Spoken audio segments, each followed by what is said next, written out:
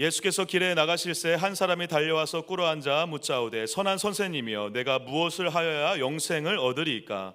예수께서 이르시되 내가 어찌하여 나를 선하다 일컫느냐. 하나님 한 분 외에는 선한 이가 없느니라. 내가 계명을 안 하니 살인하지 말라, 간음하지 말라, 도둑질하지 말라, 거짓 증언하지 말라, 속여 빼앗지 말라, 내 부모를 공경하라 하였느니라. 그가 여짜오되 선생님이여 이것은 내가 어려서부터 다 지켰나이다. 예수께서 그를 보시고 사랑하사 이르시되 내게 아직도 한 가지 부족한 것이 있으니 가서 내게 있는 것을 다 팔아 가난한 자들에게 주라. 그리하며 하늘에서 보화가 내게 있으리라. 그리고 와서 나를 따르라 하시니 그 사람은 재물이 많은 고로 이 말씀으로 인하여 슬픈 기색을 띠고 근심하며 가니라. 아멘. 같이 인사하도록 해보겠는데요. 세 마디 한번 인사를 해보겠습니다. 제가 하나씩 다 불러드릴 테니까 다 듣고 나서 인사하십시오. 네. 잘 오셨습니다. 반갑습니다. 함께 천국 갑시다. 이렇게 한번 옆에 분들과 밝은 미소로 인사해 주시면 감사하겠습니다. 인사하십시오.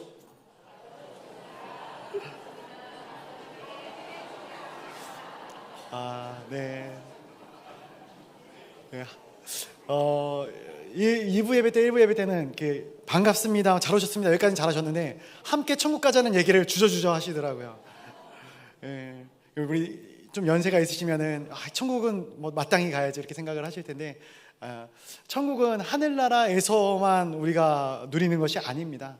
이 땅 가운데서도 우리의 모든 삶 가운데 하나님의 나라 천국을 누리시는 은혜가 있기를 간절히 소원합니다.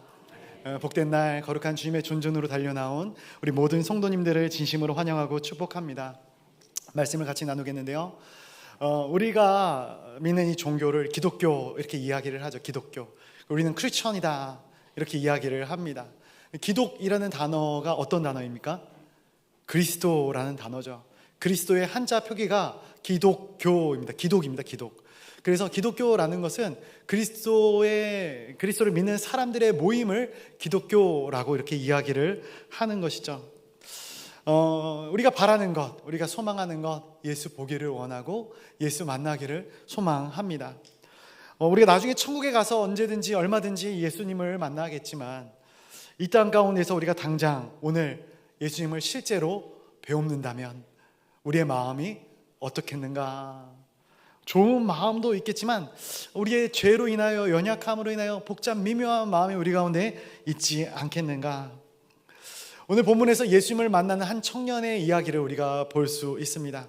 이 말씀을 통해서 와서 나를 따르라 라는 제목으로 함께 말씀을 나누기를 원하는데, 오늘 본문을 크게 두 부분으로 좀 나눠서 말씀을 듣기를 원합니다. 첫 번째는 이제 쭉 가는 거예요. 말씀을 한번 쭉 듣는 것인데, 부자 청년 완벽을 꿈꾸던 인생이라는 제목입니다. 부자 청년 완벽을 꿈꾸던 인생. 오늘 본문 17절의 말씀을 한번 같이 보도록 하겠습니다. 17절 말씀 한 목소리로 같이 보겠습니다. 시작. 예수께서 길에 나가실새 한 사람이 달려와서 꿇어 앉아 묻자오되 선한 선생님이여 내가 무엇을 하여야 영생을 얻으리까. 아멘. 예수님께서 길을 딱 떠나시려고 나왔습니다. 그런데 한 사람이 예수님 앞에 다가오는 것이죠. 그가 누구인가? 오늘 본문 22절에서 보니까 재물이 많은 사람이다 이렇게 기록을 하고 있어요. 이 오늘 본문의 말씀은 공간복음, 마태, 마가, 누가복음에 다 기록이 되어져 있습니다. 마태복음에서는 이 사람을 뭐라고 이야기를 하느냐? 이 청년이다 이렇게 이야기를 하고 있어요. 누가복음에서는 이 사람을 관리다 이렇게 기록을 하고 있는 것을 보게 됩니다. 호칭은 다르지만 다 같은 인물을 지칭하고 있는 것이죠. 저는 편의상 청년이다 라고 이렇게 좀 칭하도록 하겠습니다. 이 청년에 대한 공통된 평가가 공간복음서에서 이야기하기를 부자였다, 그리고 종교적으로 완벽한 유대인이었다라고 이 청년을 묘사하고 있습니다. 당시 시대는 로마의 통치 하에 있었던 시대입니다. 이런 시대에서 경제적으로, 사회적으로 또 굉장히 사람들이 어려운 시절을 보냈었거든요. 근데 어떻게 이 청년이 경제적인 부유함을 누리고 또 사회적인 지위도 얻었을 수 있을까? 또 뿐만 아니라 종교적으로도 완벽한 사람이었다, 신앙적인 열정까지 이 청년에게 있었다라고 이야기를 하죠. 어떻게 이러한 위치에 오르게 되었는지는 본문에서 기록하고 있지 않기 때문에 잘 모르겠으나 굉장히 치열한 삶을 이 청년이 살지 않았을까 한번 생각을 해봅니다. 이런 사람들을 예전에는 뭐라고 이렇게 저희가 불렀었냐면은 엄친아 이렇게 불렀습니다. 엄친아. 엄친아가 뭡니까? 모르시는 분들이 계시네요. 엄마 친구 아들. 그죠? 엄마 친구 아들. 늘 나와 비교되면서 완벽했던 그 존재. 그 친구는 공부도 잘한대더라. 엄마 말도 잘 듣는데더라. 엄친아. 엄친아입니다.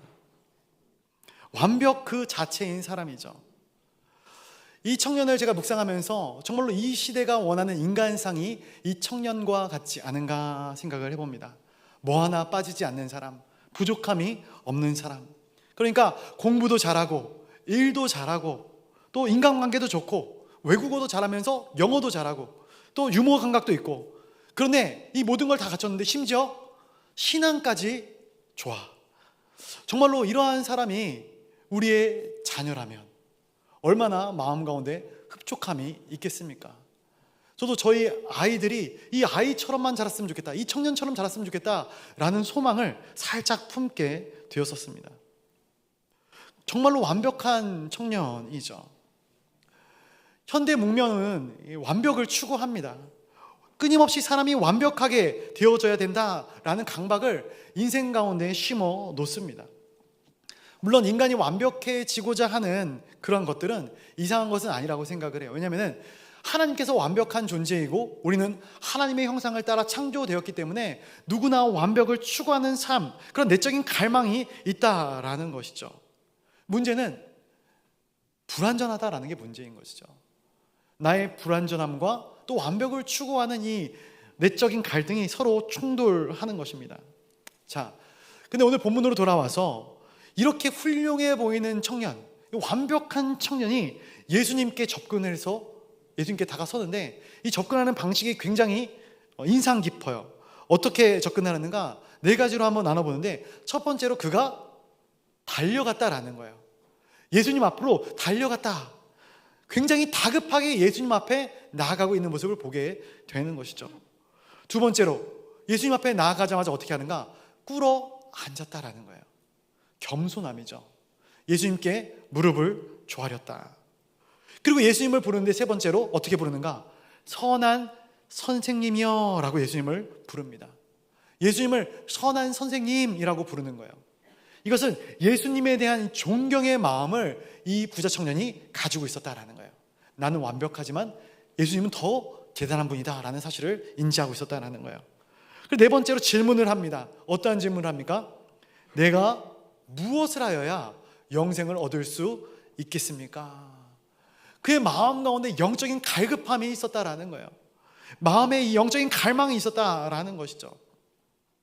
이렇게 완벽해 보이는 사람이 어떻게 겸손하기까지 하고 진솔한 모습으로 예수님 앞에 설 수 있겠는가? 그가 가지고 있었던 질문 때문이었던 것이죠. 그 질문이 바로 내가 무엇을 하여야 영생을 얻을 수 있겠습니까? 이 질문이 어때 보이십니까? 대단해 보이죠? 근데 이 질문에는 이 청년이 이미 상정하고 있는 답이 포함되어져 있어요. 이미 이 청년은 답을 알고 답을 생각해 놓고 예수님께 다가선 거예요. 두 가지로 한번 생각해 볼 수 있는데 이런 것이죠. 첫 번째는, 주님, 세상적으로 보면 저는 완벽한 사람입니다. 그러나 내 안에는 채울 수 없는 깊은 결핍의 공간이 있습니다 라는 거예요.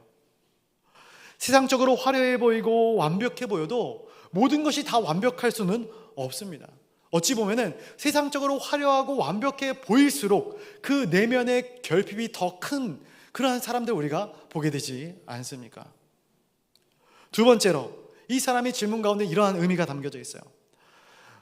제가 영생을 얻기 위해, 제가 은혜를 누리기 위해 무엇을 하면 될까요? 라는 거예요. 무언가 행위를 해야지만 내가 영생을 얻어낼 수 있다라는 생각이 이 사람의 질문의 저변에 깔려 있는 것이죠. 이 사람 스스로 완벽주의의 덫에 빠져 있는 것을 우리가 볼 수 있습니다. 저는 완벽주의자 같아 보이시나요? 아니시죠? 완벽주의자는 아닙니다. 근데 제 주변에 완벽주의자적인 성향을 가진 분들이 굉장히 많이 있어요. 그런 분들을 보면은 굉장히 꼼꼼하죠. 뭔가 디테일하게 해결을 하려고 하고 정말로 엄청난 이 성향을 가지고 있는 분들입니다. 우리 성도님들 가운데도 그러한 완벽주의자적인 성향을 가지고 계신 성도님들이 계실 것이다 분명히 믿습니다. 그렇다면은 완벽주의가 뭘까요? 완벽주의라는 것은 완벽할 수 없는 인간이 완벽해지기 위해서 몸부림치는 것과 같다 볼 수 있는 것이죠. 도달할 수 없는 목표입니다. 그 어느 누가 완벽해질 수 있겠습니까? 그럼에도 불구하고 계속해서 완벽해지려고 애쓰고 또 애쓰는 것이죠. 누가 제일 힘들까요? 본인이 제일 힘든 것이죠. 이러한 분들을 위한 책이 한 권 있거든요. 이런 책입니다. 이 코넬리아 마크라는 분이 쓰신 책인데 완벽주의의 작별을 고하다라는 책이에요. 완벽주의자이신 분들은 이 책을 끝까지 다 읽을 수 있는데 저같이 완벽주의가 아니신 분들은 책을 읽다가 중간에 무슨 말인지 좀 모를 수도 있어요. 근데 이 책에서 말하는 결론이 무엇이냐면은 성경에서 말하는 온전함은 결점이 없는 완벽함이 아니라 하나님과 이웃을 사랑하는 삶이다라는 결론을 내리고 있는 것이죠. 이것을 모르는 이 부자 청년은 끊임없는 고뇌와 고민 끝에 예수님 앞에 나오게 되는 거예요. 그리고 이 사람이 질문을 던졌지만 그 질문도 영적인 핀트가 어긋나 있는 질문 아니었겠습니까? 그런데 그 질문에 대해서 예수님께서 대답을 주시는 거예요. 뭐라고 답을 주시는가? 우리 19절 말씀 한번 같이 볼까요? 19절 보겠습니다. 시작. 내가 계명을 안 하니 살인하지 말라, 간음하지 말라, 도둑질하지 말라, 속여 빼앗지 말라, 내 부모를 공경하라 하였느니라. 아멘. 예수님이 이렇게 말씀하시는 거죠. 이미 네가 정답을 가지고 있다. 뭐 그런 질문을 던졌지 않습니까? 그런 질문을 던졌기 때문에 이미 네가 다 알고 있지 않느냐? 그러면서 얘기하는 거예요. 살인하지 말라, 간음, 도둑질, 거짓 증언, 속여 빼앗는 것 이런 것들 하지 말라라는 거예요. 10계명 중에 6계명부터 10계명까지의 말씀이죠. 그리고 마지막 하나 더 5계명을 이야기합니다. 부모님을 공경해라 라는 거예요. 그래서 5계명부터 10계명까지 이것이 무엇인가? 사람 대 사람과의 관계에서 주님께서 언급했던 그런 계명들을 말씀하시는 것입니다. 그런데 말씀을 보다가 이 주님의 답변이 좀 이상해요. 왜 이상한가? 우리 사도 바울의 로마서라든지 이런 말씀들을 보면은 예수님의 말씀을 정리해 놨는데 예수님이 어떻게 해야 구원을 얻을 수 있다 말씀하십니까? 주여. 구원을 얻는 길이 뭡니까?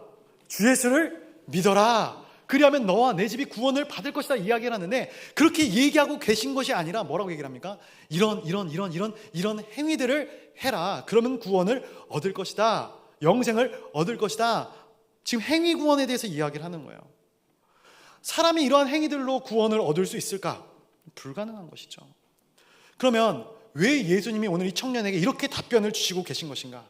그건 아까 말씀드렸던 것처럼 잘못된 질문을 던졌기 때문에 그래요. 이 청년이 우문으로 질문을 던집니다. 근데 예수님이 그 우문에 현답을 내리시는 것이 아니라 우문에 우답을 내리시고 계신 것이에요.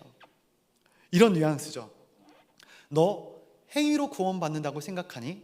그렇다면 성경에는 이렇게 적혀 있단다. 이것을 네가 완벽하게 지키면 돼. 이렇게 이야기를 해주시는 거예요. 근데 이 청년은 분위기 파악을 잘 못하는 것 같습니다. 뭐라고 청년이 대답을 하는가? 20절 말씀 한번 같이 읽어보도록 하겠습니다. 20절입니다. 시작. 그가 여짜오되 선생님이여 이것은 내가 어려서부터 다 지켰나이다. 아멘. 선생님, 내가 어려서부터 이것들을 다 지켰습니다 라고 이야기를 하고 있는 것이죠.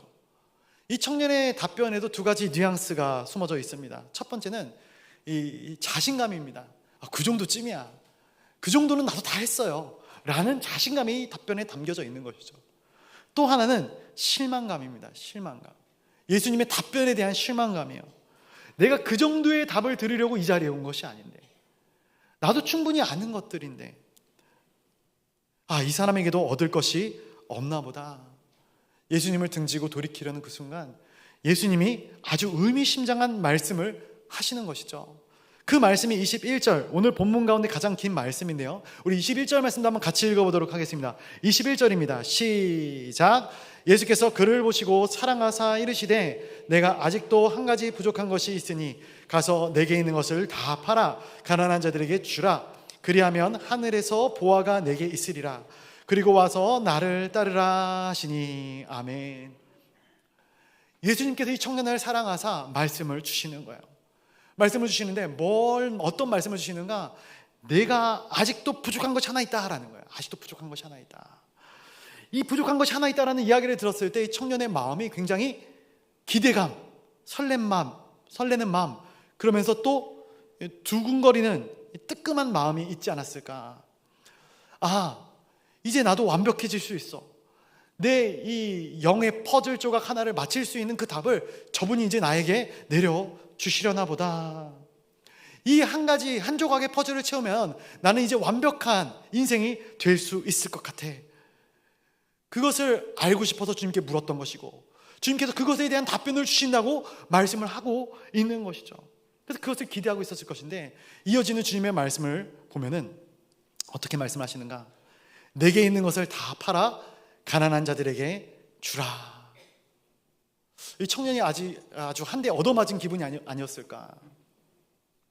이 대답은, 이 예수님의 말씀은 청년이 생각했던 이 예상 답안과는 너무나도 다른 말씀이었어요. 아니, 오히려 정반대의 말씀이었죠. 이 청년은 지금까지 내 인생을 완벽하게 만들기 위해서 99가지를 쌓아왔거든요. 그리고 이 마지막 한 가지를 쌓으면 내 인생이 완벽해질 것이다, 이렇게 생각을 하고 있었는데, 주님이 뭐라고 이야기를 하시냐면은, 그래, 너 99가지 잘 쌓았다. 그런데 너에게 한 가지 부족한 게 있는데 그것이 무엇이냐? 그 99가지를 내려놓는 거야.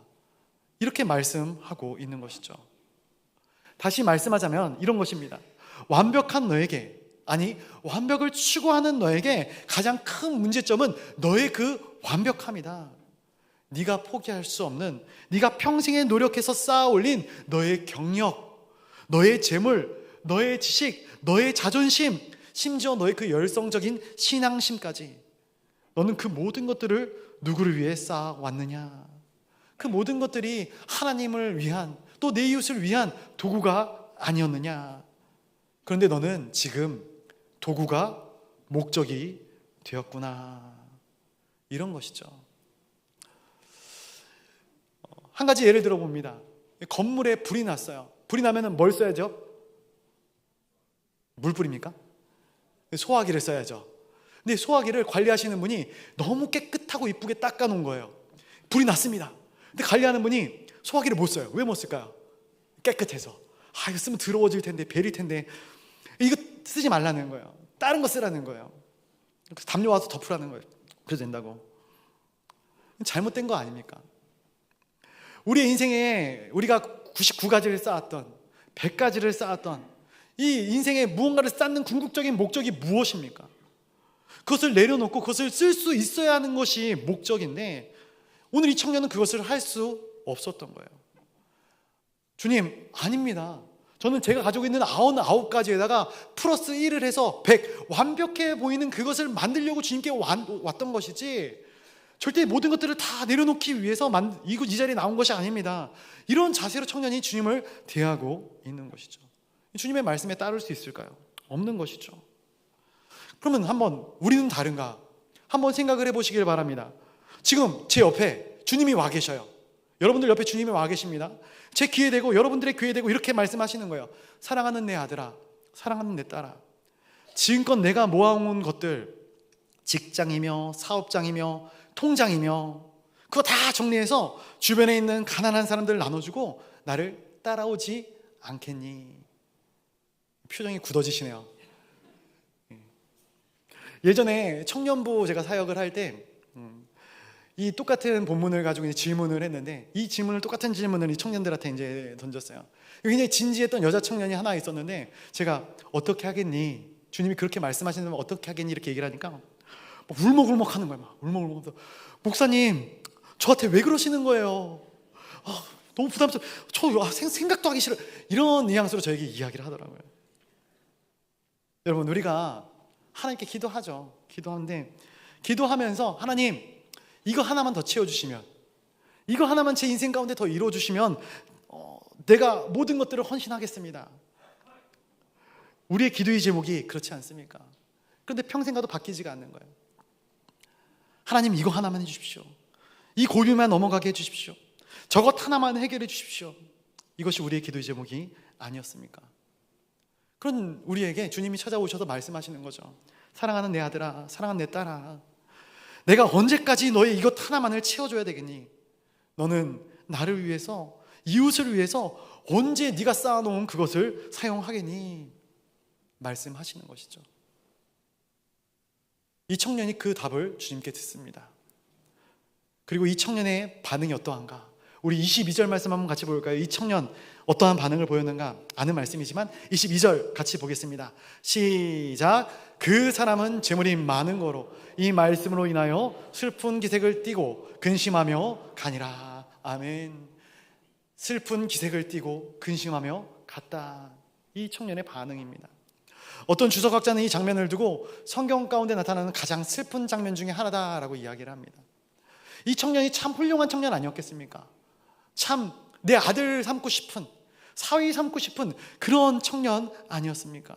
그러나 그 청년이 결국 주님의 부르심에 응답하지 못했기 때문에 안타까운 것이죠.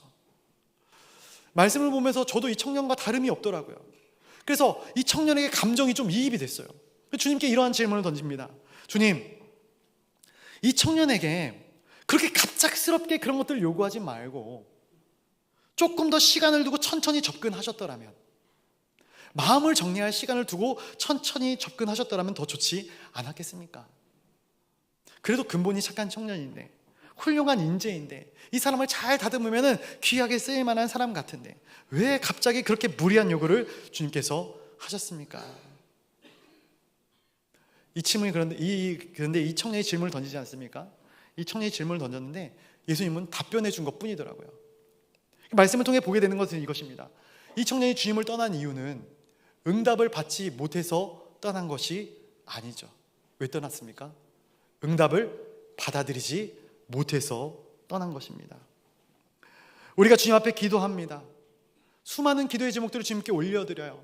근데 그 기도가 계속 되는가? 물론 응답되어지면 그만되어질 수도 있지만 응답되어지지 않는데도 중단되어지는 경우가 있어요. 왜 그런가?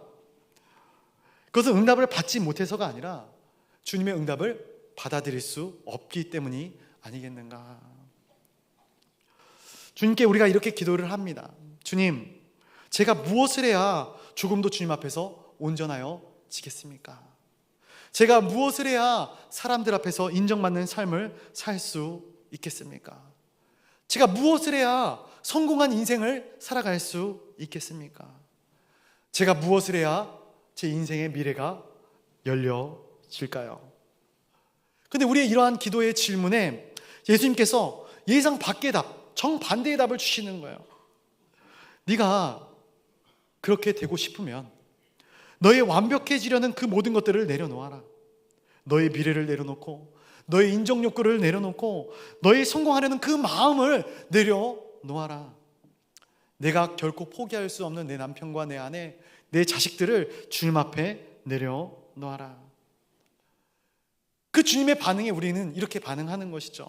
주님, 그것은 내가 원하는 답이 아닙니다. 못 들은 걸로 하겠습니다. 청년처럼 그냥 근심하며 돌아가는 것입니다. 여러분, 우리가 기도할 때 내 마음에 쏙 드는 정답을 알고 싶은 것인지, 아니면 우리의 인생 가운데 가장 선한 것을 내시는 주님의 마음을 알고 싶은 것인지. 그러니까 많은 사람들이 어떻게 기도를 하냐면은 내 인생을 향한 주님의 뜻을 알고 싶습니다 보다는 내가 은혜로 내 인생이 더 편하게 갈 수 있는 그 길을 알고 싶습니다 라고 기도하는 것이죠. 교회를 이렇게 다니다가 모든 성도님들이 다 기도하죠. 환우분들도 기도하고 다 기도할 것입니다. 그런데 제가 어떤 한 환우분이 그런 얘기하는 걸 들었어요. 목사님, 기도를 하는데 마음이 불안하다라는 거예요. 불안하다. 왜 불안할까? 왜 불안할까요? 의심이 있는 것이죠. 하나님이 내 기도를 안 들어주면 어쩌지? 하나님이 내 생각을 실현시켜 주시지 못하면 어쩌지? 이런 기도를 하니까 기도를 하면 할수록 내 마음 가운데 평안과 감사와 기쁨이 있는 게 아니라 기도를 하면 할수록 염려가 생기고 근심이 생기는 것 아니겠습니까? 내가 기도하는 것이 하나님이 좋아서 하나님과 소통하기 위해서 기도하는 것이 아니라 두려워서 기도하고 염려되어서 기도하고 걱정되기 때문에 기도하고 하다 보니까 그것이 혹여라도 이루어지지 않으면 어쩌나 이러한 새로운 근심이 생기게 되는 것이에요. 더 큰 근심의 늪에 빠지게 되는 것이죠. 사랑하는 성도 여러분, 많은 것을 누리고 붙잡을수록 무너져 내려앉는 이 부자 청년의 모습이 어떻게 보이십니까? 남의 일 같아 보이십니까? 동일한 영적인 상태가 우리 안에 벌어지고 있지는 않습니까? 뜬금없는 얘기를 좀 드려야 될 것 같은데 설교 준비를 그렇게 했으니까요. 자, 혹시 이것 아십니까? 인도네시아에서 원숭이 잡는 법 모르시죠? 제가 알려드리도록 하겠습니다. 뭐 아시는 분들도 있겠지만 원숭이를 이제 인도네시아에서 원숭이 굉장히 많거든요. 원숭이를 잡을 때 이렇게 한다 합니다. 이 목이 좁은 항아리와 무거운 항아리, 그러니까 목이 좁고 무거운 항아리를 준비하는 것이죠. 그리고 그 안에 원숭이가 가장 좋아하는 길쭉한 바나나를 쏙 넣어놓는 것이에요. 그리고 이제 그것을 이제 원숭이가 지나다니는 통로에 싹 갖다 놓으면은 원숭이들이 왔다 갔다 하다 그 안에 바나나가 들어있는 걸 발견하고 손을 냅니다. 그리고 바나나를 꺼내려고 쭉 당기겠죠. 근데 목이 좁기 때문에 그 바나나가 딸려 올라오지 않는 거예요. 사냥꾼이 그 원숭이를 발견할 때 빨리도 안 갑니다. 천천히 그 원숭이에게 다가갑니다. 한 걸음 한 걸음. 그 원숭이에게 다가가면은 원숭이가 이 사냥꾼을 발견하겠죠. 도망가려고 가진 애를 다 쓰는 거예요. 막 손을 빼려고 막 애를 쓰는데 어떻게 될까요? 뺄 수 있을까요? 없을까요? 뺄 수 있을까요? 없을까요? 네, 못 빼요. 못 빼. 왜 못 뺄까요? 네, 손에 바나나가 들려져 있기 때문에. 사냥꾼이 아주 천천히 걸어와도 그 바나나를 놓지 못하기 때문에 어떻게 보면은 이 원숭이는 사냥꾼에게 잡혀서 목숨을 잃게 되는 것이죠. 여러분, 우리가 쌓아놓은 그것들이 우리의 영적인 상태 또 우리의 인생 가운데 그러한 역할을 이 바나나와 같은 역할을 하지는 않습니까? 내 인생을 더 온전하고 화려하고 완벽한 이미지로 만들어줄 것 같은 그 모든 것들, 사실은 그 모든 것들이 우리를 침몰시키고 있지는 않은가. 근데 그럼에도 불구하고 이 원숭이와 바나나를 놓지 못하는 것처럼 우리가 웃으며 들었지만 우리 역시 그 모든 것들을 내려놓지 못하고 있지는 않은가. 이게 오늘 본문 가운데 기록되어진 완벽한 부자 청년의 인생, 아니 완벽을 꿈꾸던 부자 청년의 인생이 아니었겠습니까? 그리고 우리도 그러한 인생을 추구하며 살아가고 있지는 않습니까? 그런데 예수님께서는 그 부자 청년의 모습을 계속해서 사랑의 눈으로 바라보시고 계시더라고요. 이것이 오늘 두 번째로 나누고 싶은 부분입니다. 두 번째로 나누고 싶은 부분의 제목을 이렇게 정했어요. 예수 그리스도의 마음, 부자 청년. 예수 그리스도께서 부자 청년을 향한 마음이 어떠한가. 이 두 번째 말씀은 제가 이 말씀의 역순으로 한번 살펴보기를 원하는데요. 중요한 네 가지 포인트를 하나씩 좀 짚어가도록 하겠습니다. 첫 번째로는 나를 따르라라는 거예요. 나를 따르라. 오늘 본문 21절 하반절에 나오는 나를 따르라, 영어로는 follow me라고 이렇게 이야기를 합니다. 이 나를 따르라라는 말씀은 그냥 예산 말씀이 아니에요. 사복음서에서 몇 번 등장을 하는데 어떨 때 등장을 하는가? 예수님이 제자를 부르실 때, 사도를 부르실 때 이 follow me, 나를 따르라라고 이야기를 합니다. 그래서 이 대상은 아무나 이 대상이 되는 것이 아니다라는 거예요. 오직 예수님이 선별하여 선택한 사람만 이 나를 따르라라는 이 말을 듣게 되는 것이죠. 콜링입니다. 그러면 예수님이 제자들을 언제 세우셨는가 생각을 해보면은 사역의 초반에 이 제자들을 세우셨던 모습을 우리가 볼 수 있죠. 근데 오늘은 우리가 함께 나누는 말씀 마가복음 몇 장입니까? 몇 장인지 까먹으신 거 아니시죠? 10장입니다. 10장. 마가복음 10장. 이 10장이 굉장히 중요해요. 왜 그런가? 이 10장의 시점은 예수님이 공생애를 끝내가는 시점이기 때문에 그렇습니다. 그리고 이제는 예수님이 십자가를 지시기에 일주일밖에 남지 않았어요. 이후로도 11장부터 16장까지의 말씀이 있지만 이것은 일주일 사이에 벌어진 일들을 기록한 말씀입니다. 마지막 지점이에요. 그런데 이 중요한 마지막 시점에 예수님께서 이 부자 청년을 제자로 나를 따르라라고 부르셨다라는 거예요. 왜 부르셨을까? 제가 이 말씀을 곰곰이 생각을 하다가 이런 생각을 합니다. 마가복음 11장에서는 이 예수님의 예루살렘 입성에 대한 장면이 그려져요. 예수님께서 예루살렘에 입성하셨다라는 것은 이 삶이 일주일밖에 남지 않았다라는 거예요. 그리고 이 마가복음 14장에서는 가룟 유다의 배신이 그려집니다. 가룟 유다가 배신하고 자살을 하죠. 그러면은 12명의 사도 중에 한 자리가 비게 되는 거예요. 그럼 그 빈자리에 들어갈 인물이 필요하지 않았을까? 실제로 사도행전 1장에서 보면은 사도 보궐선거를 하거든요. 근데 만약에 이 부자 청년이 예수님의 콜링을 받아들여서 예수님의 제자로서의 삶을 따라 선택하며 갔더라면, 저는 생각합니다. 사도행전 1장에서 나오는 사도 보궐선거는 성경에 기록되지 않았을 수도 있겠구나. 지금 예수님은 이 부자 청년에게 마지막 비어있는 그 영광스러운 한 자리, 12사도 중에 그 한 자리를 제안하고 있었던 것이 아닐까. 사랑하는 성도 여러분, 이 예수님의 관점과 부자의 관점이 너무나도 다르죠. 그리고 예수님의 관점과 우리의 관점도 너무나도 다른 것을 보게 됩니다. 이 청년의 입장에서 이렇게 생각했을 수도 있을 것 같아요. 예수님, 당신은 완벽한 분이시고 당신은 훌륭한 분이시기 때문에 나에게 이런 헌신을 요구하시고 또 나에게 이러한 것들을 부탁하시지만 저는 그것을 감당할 준비가 되어져 있지 않습니다. 왜 저에게 이렇게 무리한 요구를 하십니까? 그런데 주님은 감당치 못할 시험을 주시는 분이 아니시죠. 이 청년이 감당할 수 있는 시험을 허락하시는 거예요. 그러면서 더 나아가서 이것은 단순히 테스트 시험일 뿐만이 아니라 그 청년이 상상할 수도 없는 영광스러운 기회를 그 청년에게 제시하고 있다라는 거예요.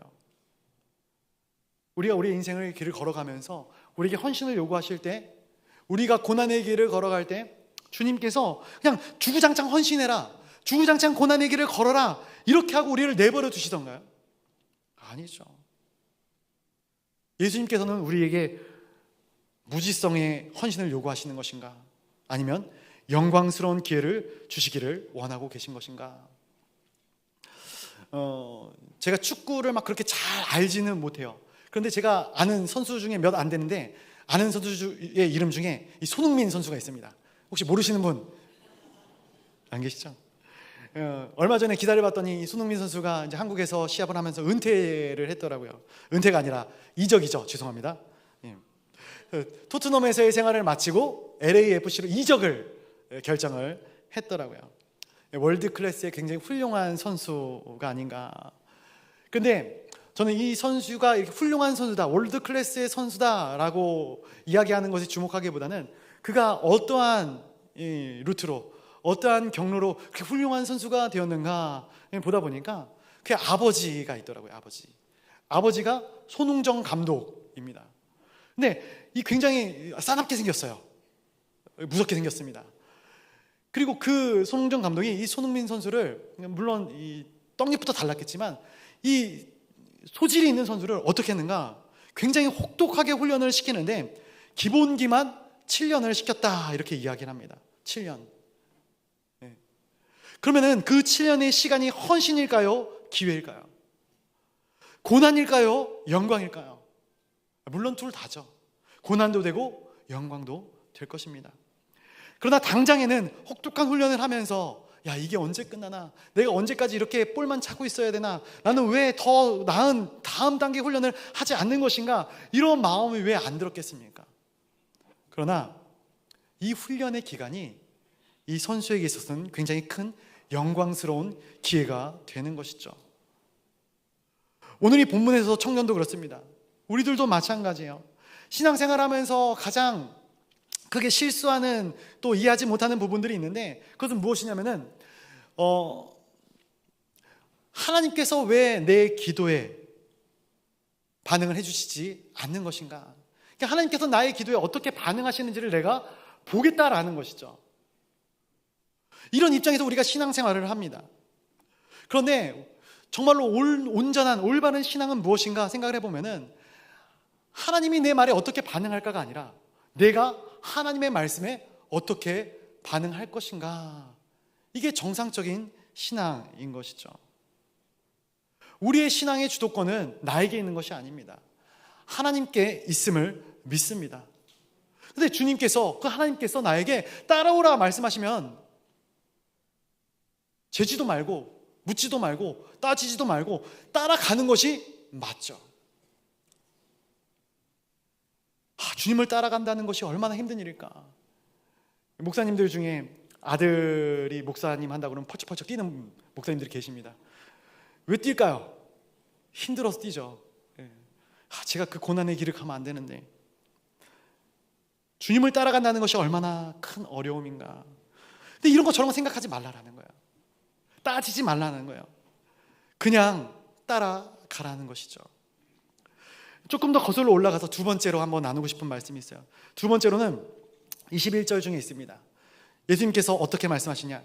그를 보시고 사랑하사. 그를 보시고 사랑하사. 이 말씀의 표현이 좀 부자연스럽습니다.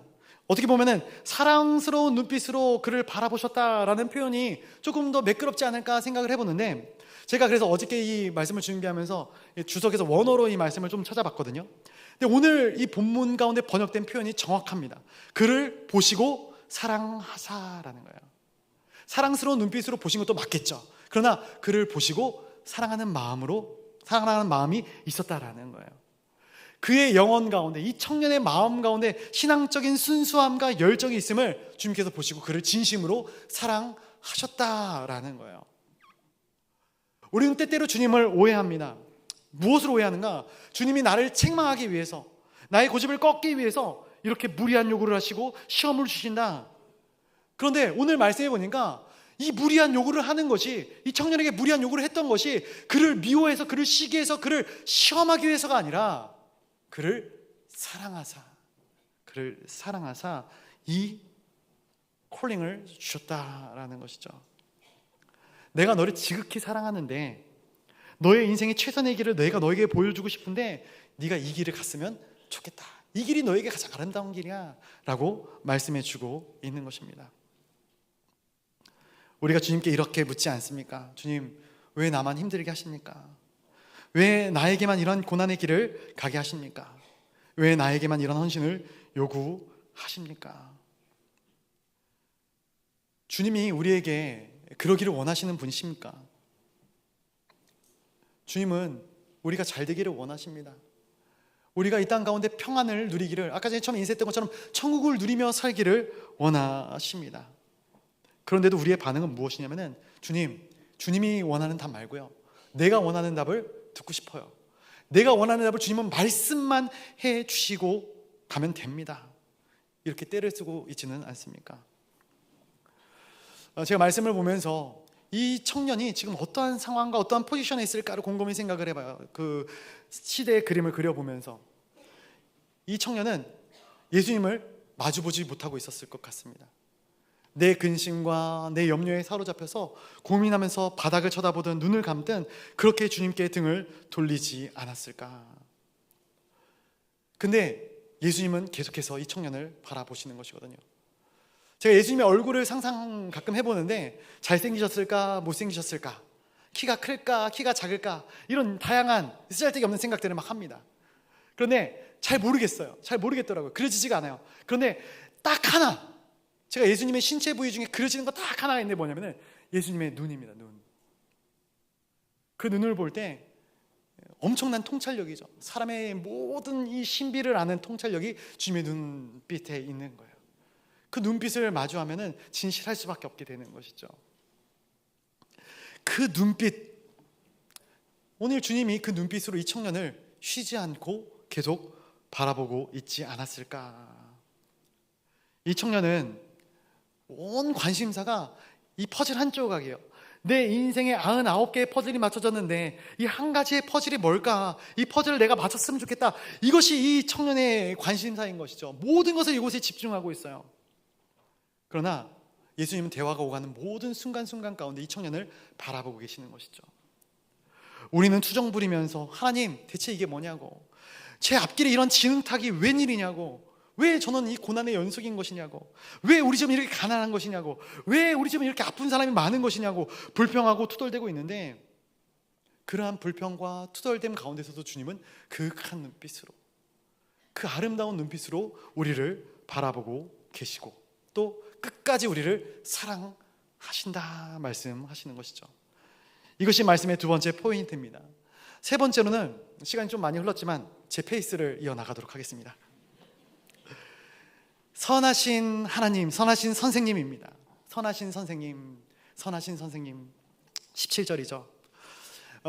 당시 일반적인 존경을 표할 때는 선생님, 라비어 이런 표현을 많이 사용했어요. 근데 오늘 이 부자 청년이 뭐라고 이야기를 하냐면 선하신 선생님이라고 부릅니다. 이 선하신 선생님이라는 것은 엄청난 존경심을 뜻하는 거예요. 굉장히 큰 존경으로 이 예수님 앞에 나아오고 있는 것이죠. 그런데 예수님께서는 이렇게 존경을 포하는 부자 청년에게 어떻게 대답을 하시는가? 우리 18절 말씀 한번 같이 볼까요? 18절 같이 보겠습니다. 시작. 예수께서 이르시되 내가 어찌하여 나를 선하다 일컫느냐? 하나님 한 분 외에는 선한 이가 없느니라. 아멘. 내가 어찌하여 나를 선하다 하느냐? 지금 예수님이 무슨 말씀을 하고 있는 것입니까? 야, 네가 나 알아? 나 선하지도 않은데 네가 뭐 나 뭘 보고 선하다 해? 이렇게 이야기를 하시는 것일까요? 아니죠. 예수님이 이런 얘기를 하시는 거예요. 하나님이 선하시고 나와 아버지는 하나다. 예수님이 곧 하나님이시죠. 그러면 이 질의 응답의 상황을 놓고 봤을 때 이런 것입니다. 어떤 것이냐면 너 지금 인생이 다급해서 내 앞에 나와서 그러한 호칭을 쓰고 나를 선하신 선생님이라고 부르고 있지만 너 내가 누군지 진짜 알아? 너는 내가 누군지를 알고 질문을 하고 있는 것이냐? 라고 예수님께서 이 청년에게 이야기하고 있는 거예요. 우리가 공부하다 어려우면 질문을 해야죠. 그렇죠? 신앙생활을 하다가 어려운 부분이 있으면 질문이 생길 수 있어요. 근데 우리가 궁금하다고 아무에게나 그 질문을 해도 될까요? 안 될까요? 안 되죠. 중요한 것은 그 질문에 대답을 줄 만한 사람이 정말로 신뢰할 만한 사람인가, 얼마나 권위자인가, 그 부분에 대한 통찰력이 있는가, 이런 것들이 중요합니다. 그래서 이 질문과 대답과의 관계를 놓고 볼 때 어떤 대답을 듣느냐보다 더 중요한 것은 누구의 대답을 듣느냐라는 거예요. 제가 군대에 있을 때 저희 부하 중에, 부하라고 하기엔 좀 그렇죠, 제 병사 중에 하나가 격파를 하다가 손을 한 8cm 정도 찢어지게 되었어요. 쉬는 날이었는데 이제 병원에 갔죠. 병원에 갔더니 이 정형외과 의사 선생님이 휴가를 가신 거예요. 어떻게 됐을까요? 피가 나고 하니까 치과 의사 선생님이 오셔가지고 꼬매주셨더라고요. 이 8cm가 되는 거를 2바늘로 꼬맸습니다. 제가 아직도 그 기억이 생생해요. 어떻게 됐을까요? 덧나죠. 다시 병원에 가야 됐습니다. 그 분야의 전문가가 있는 거예요. 눈이 아프면 안과를 가야죠. 귀가 아프면 이비인후과를 가야죠. 이빨이 아프면 치과를 가야 되는 것입니다. 우리가 지금 인생에 고민이 있습니다. 그런데 이 고민은 누구에게 가야 할까요? 우리의 인생의 창조주가 되신 예수님께 나아가야 되는 것이죠. 결국 이 청년이 찾던 해답은 어떤 행위가 아니라 그 사람 앞에 서 있던, 이 청년 앞에 서 있던 예수님 존재가 이 청년의 질문에 답이 된다라는 것입니다. 근데 이 청년은 모르고 있는 것이죠. 우리도 마찬가지입니다. 우리의 인생의 정답은 어떤 응답을 받아내야 되는 것이 아닙니다. 약속의 말씀을 받아내야 되는 것도 아니고 어떤 비전과 사명을 받아내야 되는 것이 아닙니다. 우리 인생의 정답은 그건 무엇입니까? 내 인생 가운데 찾아오신 예수 그리스도, 모든 답을 아시는 예수 그리스도, 그분이 우리의 인생의 정답이 되는 줄로 믿습니다.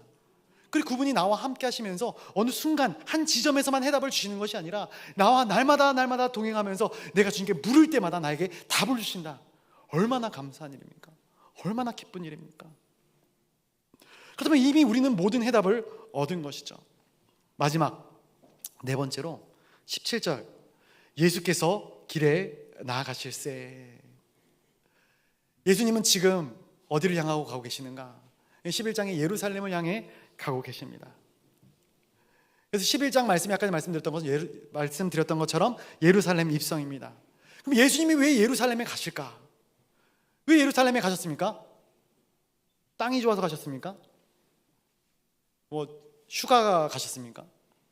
아니죠. 예수님이 예루살렘에 가신 이유는 명확합니다. 십자가 지시기 위해서 가신 거예요. 자기 자신을 희생하고 헌신하여 우리를 살리기 위해서 그 갈보리의 십자가의 길을 걷기 위해서 예수님이 예루살렘으로 가고 계시는 것이죠. 오늘 이 청년이 그날 가고 있는 그 찰나에 예수님 앞에 나오더니 질문 막 던지더니 이렇게 얘기하는 거예요. 예수님, 왜 저에게 이렇게 부담스러운 요구를 하십니까? 왜 죽는 길이 사는 길이라고 나에게 말씀을 하십니까? 이야기를 하는 거예요. 원망하는 거예요.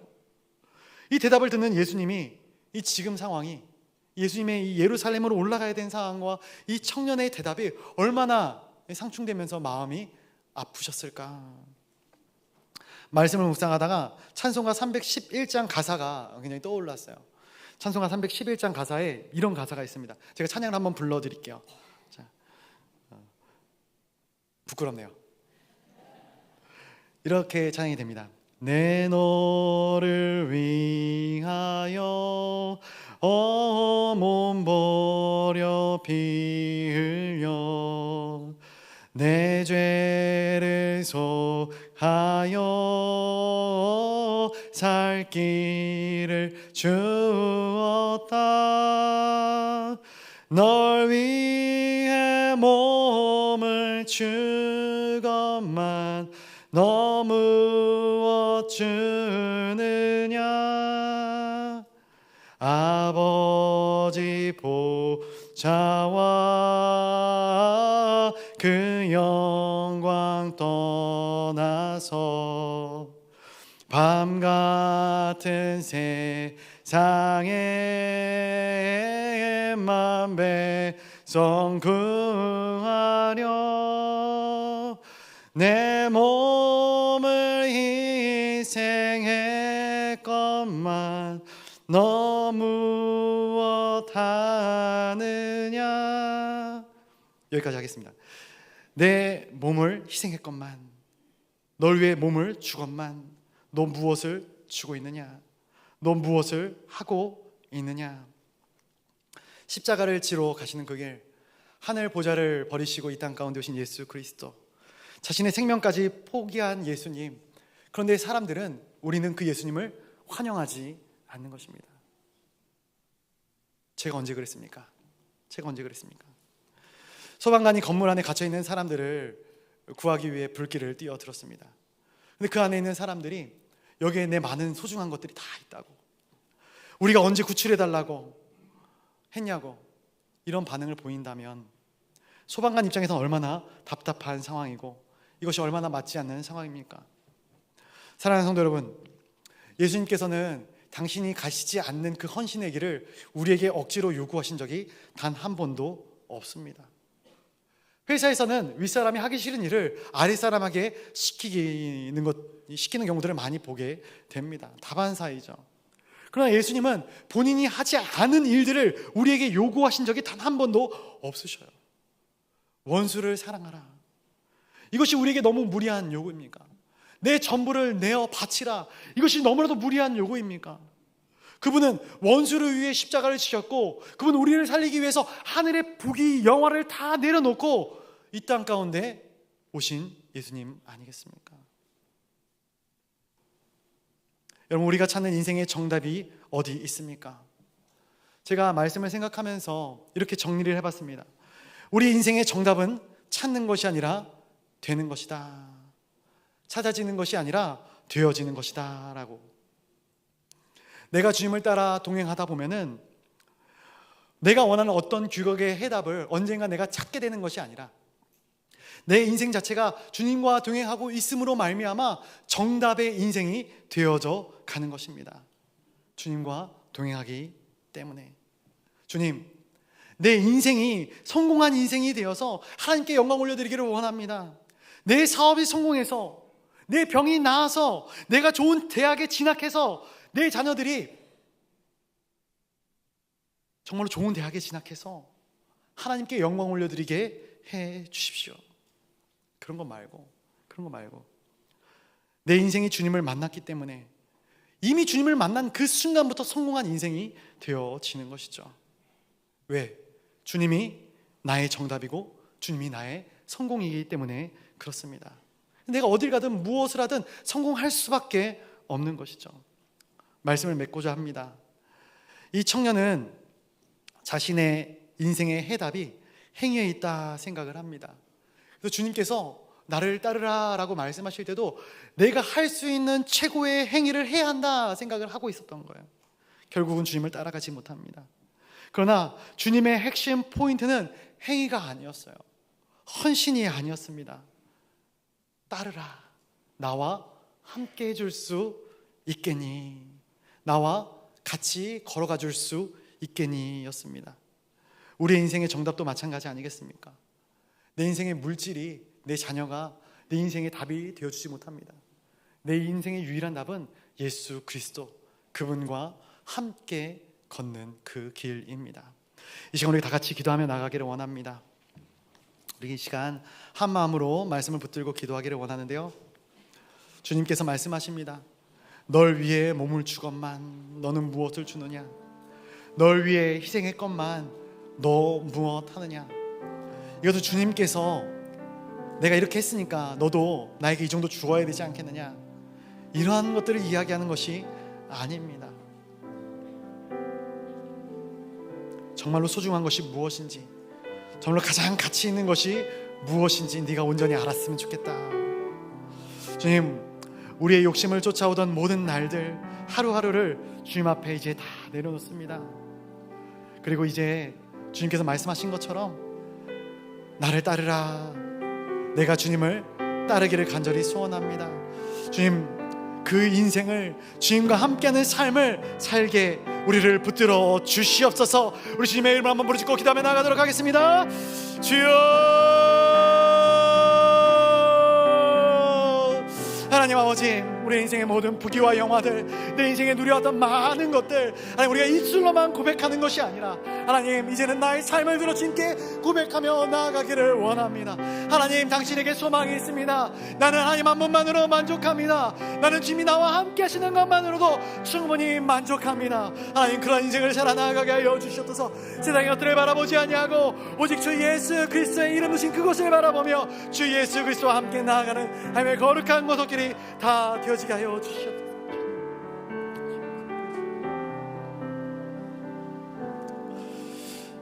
사랑의 주님, 우리가 우리 인생을 인정욕구로, 성공에 대한 갈망으로 그것들을 내 인생 가운데 이루지 못했다면 내 자녀에 대해 이르기까지 그러한 삶을 자녀들에게 강요하면서 나는 더 나은 삶을 살아야 해, 더 부유한 삶을 살아야 해, 이 땅에 끊임없이 내 것으로 내 인생을 채우는 삶을 살진 않았습니까? 하나님, 이제 그 모든 연약한 모습들을 주님의 발 앞에 내려놓습니다. 나의 있는 모습 그대로를 사랑하여 주시는 주님을 내가 이제 만나 정답을 찾아가는 인생이 아니라 주님과 동행함으로 정답 인생이 되어져 가기를 간절히 사모하고 소원하오니 주님, 우리의 삶, 우리의 연약한 우리의 인생 가운데 함께 하시고 받아주시오. 우리의 연약함이 주님의 강함을 드러내는 아름다운 복의 통로가 되게 하시고 주님의 놀라운 은혜, 그 은혜로 말미암아 선한 길로 오로지 인도하여 주시는 놀라운 은혜를 삶의 매 순간 경험하며 나아가는 주의 아름다운 권속들 되어지게 하여 주시옵소서. 이제는 우리 구주 예수 그리스도의 한량없는 은혜와 성부 하나님의 끝없는 사랑하심과 성령 하나님의 감화 감동 교통 충만케 역사하여 주시는 은혜가 와서 나를 따르라, 와서 나를 따르라, 주의 말씀에 순종하며 주님께 나아가 내 평생 주님과 동행하는 삶을 살겠습니다 결단하고 결심하는 사랑하는 동강의 모든 성도님들의 심령 머리 위에, 이 나라와 이 민족 위에 이제부터 영원토록 함께 있을지어다.